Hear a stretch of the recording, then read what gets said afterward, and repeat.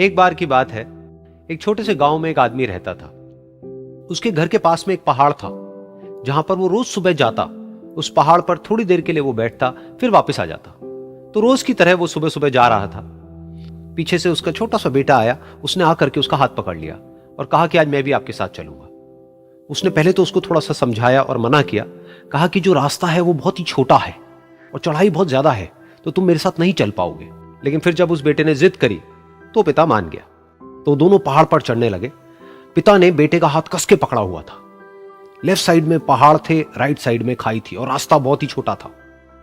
और वो पहाड़ की चोटी तक पहुंचने ही वाले थे, तभी रास्ते में एक बड़ा सा पत्थर आया। क्योंकि पिता उस रास्ते पर रोज आता था, तो उसको पता था कि वहां पे पत्थर है, तो वो साइड से निकल गया। लेकिन जो बेटा था उसका ध्यान कहीं और था, तो उसका घुटना जा करके उस बड़े से पत्थर पर टकरा गया। तो फिर उस बच्चे के मुंह से एक चीख निकली। और जैसे ही वो चीखा, उसकी आवाज उन पहाड़ों में गूंजने लगी। इससे पहले उस बच्चे ने कभी भी अपनी आवाज की गूंज नहीं सुनी थी, तो उसे समझ नहीं आया कि क्या हो रहा है। वो अंदर से थोड़ा सा घबरा गया। उसे लगा कि शायद कहीं कोई है जो छुप करके उसको देख रहा है और उसका मजाक उड़ा रहा है। फिर उस बच्चे ने बोला, कौन हो तुम? कौन हो तुम? तो जब उस बच्चे ने इस गूंज को सुना, उसे गुस्सा आ गया। उसे लगा कि कौन है ये जो मेरा मजाक उड़ाए चले जा रहा है। फिर उसने गुस्से से कहा, मैं तुम्हें छोड़ूंगा नहीं। और फिर जैसे ही उसने इस गूंज को सुना, वो घबरा गया। उसके पिता समझ गए थे कि क्या हो रहा है। उसने अपने पिता का हाथ कस के पकड़ लिया और उनसे पूछा, कौन है ये जो मुझे इतना तंग कर रहा है? कौन है ये जो मुझे इतना डरा रहा है? तो उसके पिता थोड़ा सा मुस्कुराए और उन्होंने खाई की तरफ देखा और जोर से बोला, मैं तुमसे बहुत प्यार करता हूं।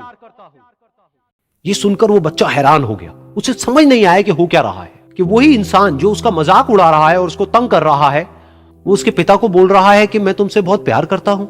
तो उसके पिता ने अपने बेटे को देखा और वो समझ गए कि उसके मन में क्या चल रहा है। और फिर दोबारा उन्होंने बोला, तुम बहुत अच्छे हो।